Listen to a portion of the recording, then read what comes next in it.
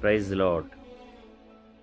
ముఖ్యంగా మనుషులు 3 రకాలుగా ఉంటారు. ఒకటి, దేవుణ్ణి పూర్తిగా నమ్మేటువంటి వారు.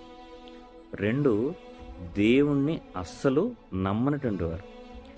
3, సిచ్యువేషన్ తగ్గట్టుగా దేవుణ్ణి నమ్ముతూ, సిచ్యువేషన్ తగ్గట్టుగా దేవుణ్ణి విడిచిపెడుతూ ఉండేటువంటి వారు. దేవుణ్ణి పూర్తిగా నమ్మేటువంటి వారు దేవుడి యొక్క సరిహద్దుల్లో, దేవుడి యొక్క భయభక్తుల్లో, దేవుడు ఏ రీతిగా జీవించమన్నాడో అట్టి రీతిగా జీవించడానికి వాళ్ళు ప్రయత్నాలు అనేవి చేస్తూ ఉంటారు. అసలు దేవుణ్ణి నమ్మనటువంటి వారు వాళ్ళు పూర్తిగా దేవుడికి వ్యతిరేకమైనప్పటికీ, అంటే దేవుణ్ణి లేడు అని నమ్మేటువంటి వారైనా సరే వాళ్ళు మంచి పనులు చేసేటువంటి వ్యక్తులు కూడా వాళ్ళల్లో ఉన్నారు. అయితే వాళ్ళలో ఉన్న ప్రాబ్లం ఏంటంటే దేవుడు అనేవాడే లేడు అనేది నమ్ముతూ ఉంటారు. ఇక మూడో విషయానికి వస్తే, ఈ మూడో రకం వ్యక్తులు దేవుణ్ణి నమ్ముతారు. అయితే ఏదైనా సిచ్యువేషన్ వచ్చినప్పుడు, ఏదైనా పాపం చేయాలనిపించింది అనుకోండి, ఆ టైంలో దేవుడా అన్న అని చెప్పేసి దేవుడిని పక్కన పెట్టేసి ఆ టైంలో వాళ్ళకి నచ్చినట్టుగా జీవించేటువంటి వాళ్ళు.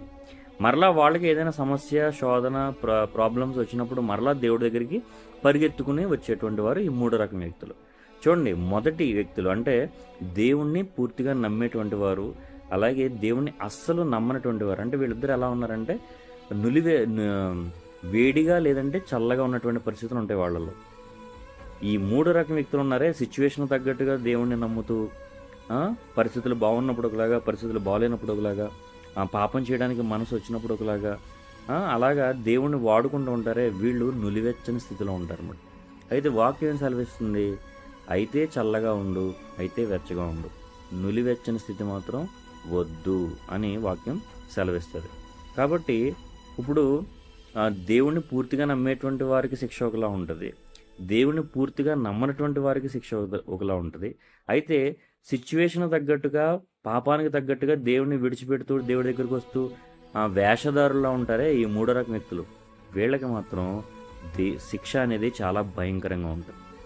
కాబట్టి దేవుణ్ణి నమ్మితే పూర్తిగా నమ్ము, లేదంటే పూర్తిగా నమ్మకుండా ఉండు. కానీ నులివెచ్చని స్థితులు అంటే నీ సిచ్యువేషన్స్ తగ్గట్టుగా, నీ పరిస్థితులు తగ్గట్టుగా, నీ ఇష్టానుసారంగా, నీకు అనుగుణంగా దేవుణ్ణి వాడుకుంటే మాత్రం దేవుడు నిన్ను క్షమించడు. అది ఎవరైనా కానీ, అది అన్యులైనా కానీ, క్రైస్తవులైనా కానీ. జాగ్రత్త, దేవుడితో ఆటలాడొద్దు.